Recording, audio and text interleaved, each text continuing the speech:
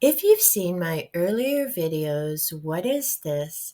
And the UAP update, you know that I thought on August the 4th, 2023, what I had seen was a meteor falling.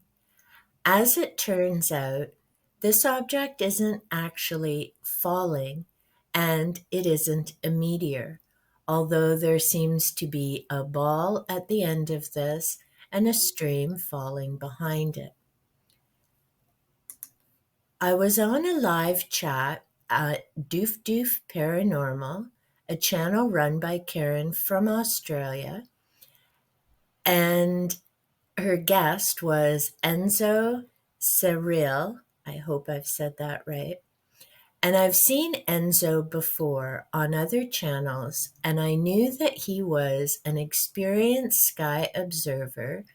He is also a paranormal enthusiast with a focus on UFOs. So I decided that if someone would know what this object was, it would be him.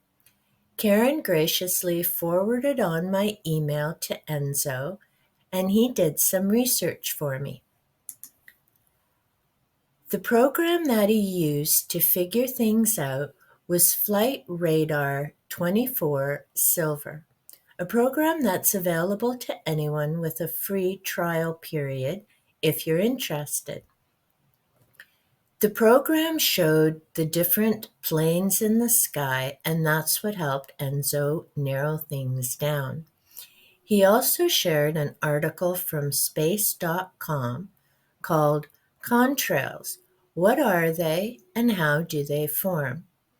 I still need to go back and read that article, and I'm very interested to see what that article has to say, as I've seen a number of different videos around YouTube which seem to have different ideas about contrails.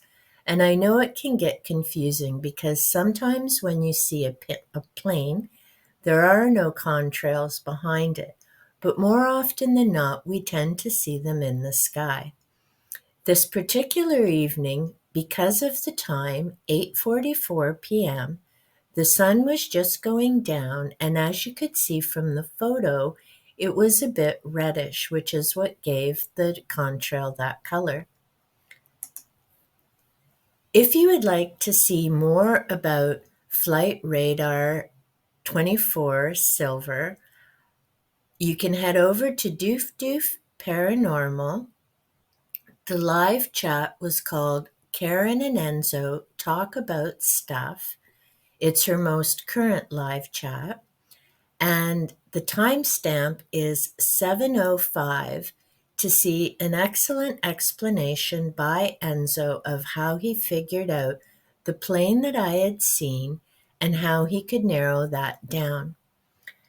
He also describes in his email response to me, which I'll read from the email because he explained it much better than I could. It was also in the general direction of what you saw and was moving to the west, in reference to the plane. In this case, it was around 20 miles away. As it was getting further away to the west, it gives the appearance it's moving down. It isn't really falling, just moving past the horizon as it goes beyond the curvature of the earth from your perspective. And it took me a little while to kind of process and wrap my head around that. There are a number of important points in that response. First off, the fact that that was only about 20 miles away. And I've always thought this, as I'm also curious about UFOs, now called UAPs, because when you're looking at something in the sky, it's very difficult to gauge distance or size. And as this particular case points out, even the direction that something's moving, because it wasn't actually falling down, it just appeared to be that way. And I believe that's an important point to remember because when we're seeing things, we get it from one perspective, but there are a number of other factors to consider. So, thanks to Karen and Enzo, the mystery is solved. This isn't actually a meteor, it's a plane that I just happened to catch. And although I've certainly seen planes and contrails before, what really made this one kind of stand out for me and wonder was the color of it. And I'm glad that I got the capture. And the lessons that I've certainly learned from this is one, it's great to attend live chats where you meet wonderful people and people who are quite helpful, who can answer a variety of different questions. Also, research matters. And I'm a big one for research. If you've seen some of my other videos, I share how I pull some of my notes and information together. And you also need to be open to the truth and change your opinion about something. So if I hadn't connected with Karen and Enzo, I may still continue thinking this is a meteor. But we all make mistakes, and that's okay. And now I know the truth. It was actually a plane. It's still a really cool picture, but I definitely prefer to share the truth. And if I've made a mistake, then I'm going to admit it and make a correction.